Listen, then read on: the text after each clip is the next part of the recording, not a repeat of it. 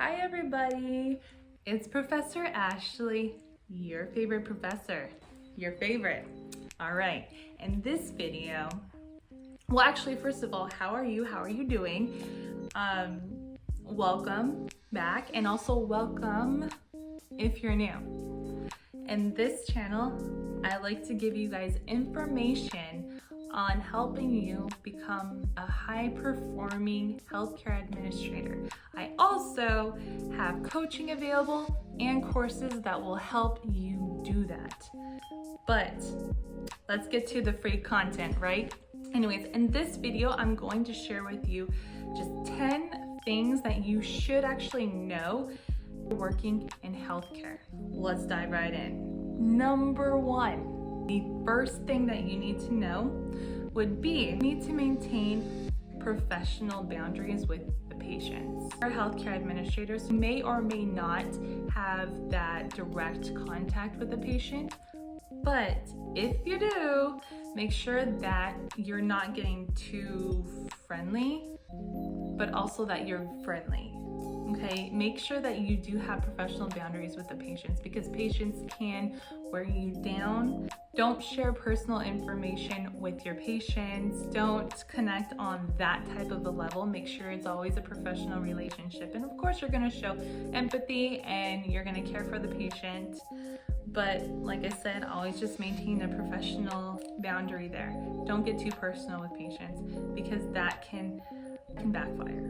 So the second thing that you need to know working in healthcare is that you need to be compassionate and be empathetic to the needs of others, especially when they are in crisis. The patients are very sick. They don't know very much about what is going on with them. They could be dealing with a lot of stress, especially with payment and insurance and family issues. Their family is sick. At the very most, they're scared. They don't know what's going on. They don't know what they're going to have to do. They don't know what type of decisions they might have to make. And so they might be in a highly stressed environment. So always just keep that in mind. Think about how you would want to be treated by a healthcare professional if that was happening to you. Number 3, treat all information as confidential. All information, just treat it as confidential, even if you think that it's fine. That's another healthcare professional over there, or that's a clinician over there. It's okay if I, mention what's going on with that patient. Don't take chances or anything like that. Everyone's very tight about their health information, and you just don't know. Okay, so that's not someone who is assigned to the patient. Also keep in mind that different healthcare professionals, different clinicians play different roles in taking care in the healthcare team and taking care of that patient. And some of them may be able to see only certain parts of that patient's information, whereas other clinicians may be allowed to see all of their information. So it really just depends on the role. You, as a healthcare administrator, need to make sure that the information is not getting into the wrong hands. That obviously can be a lawsuit waiting to happen. Don't share anything without the actual patient's consent, and even then I would be careful. Next one, take care of your own physical and mental well-being. Healthcare is a very stressful environment, especially if you're working in like the hospital environment, which is where majority of healthcare workers work, right? So the hospital is going to be very stressful and you're usually working really long hours. It's so easy to let your health go, let your mental health go and your physical health. So what you need to do is understand that and make sure that you're exercising regularly. You cannot skip going to the gym. Everybody has to go to the gym. You also have to eat well. Make sure that you are taking your vitamins and you're eating your vegetables. Try practicing meditation. Just making sure that you're thinking more positively. Surround yourself by people that help you feel more elated rather than stressed out, because you're already working in a terribly stressful environment and it's not going to help you. And if you're in a bad situation or you're in a bad health situation, you can't do much for your job and your coworkers. And also, what does that lead to? The patient. If everything is going wrong with you and then you make things go wrong with the people around you, it's going to lead to bad things happening to the patient. And that's not what we're here for, right? Know what's expected of you, know your role in the organization you work for, just so that there are no surprises. Because there are tons of surprises all the time, but at least if you understand your role and where you fit in the whole organization, you can handle it a lot better and you'll have a stronger foundation, is what I say. It helps you handle the actual surprises. Number 6, speak up if something isn't right. Don't just go, I wonder if that's fine. If something doesn't seem right, you need to say something, ask someone about it, ask your superiors, whoever you report to, just make sure that it's going okay. Make sure that that's not an actual problem, because who knows, what if nobody noticed? Or what if everyone else has been ignoring that problem and it never gets solved? Again, if there are problems and there's chaos and negativity and toxicity within the healthcare environment, in that healthcare organization, then ultimately it leads to bad things happening to the patient. Number 7, be punctual and respectful to the patients. Let the patients be late if they have to be. You're here for the patients. You represent the organization and you need to show up. If you want your organization to be top notch and you guys want to compete with everyone, eventually make more money, get more patients, be more successful, you got to be on time and you have to show up and you have to be respectful.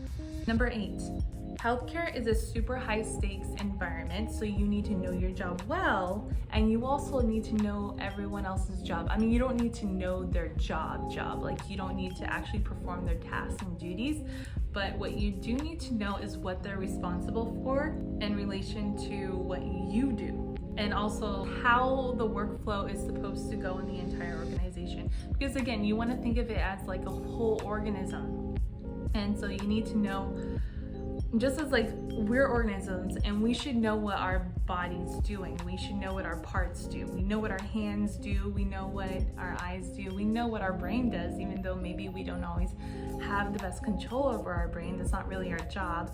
Or we know that our lungs are taking in oxygen and expelling carbon dioxide, but we're not in control of that. That's not our job. We don't have to do that. So it's not necessarily your job to do what the clinicians do or what anyone else is doing, but you should know what they have to do. Sometimes you can spot, especially as an administrator, you can spot when something is going wrong just because you know what's supposed to happen. You know which role is supposed to cover what.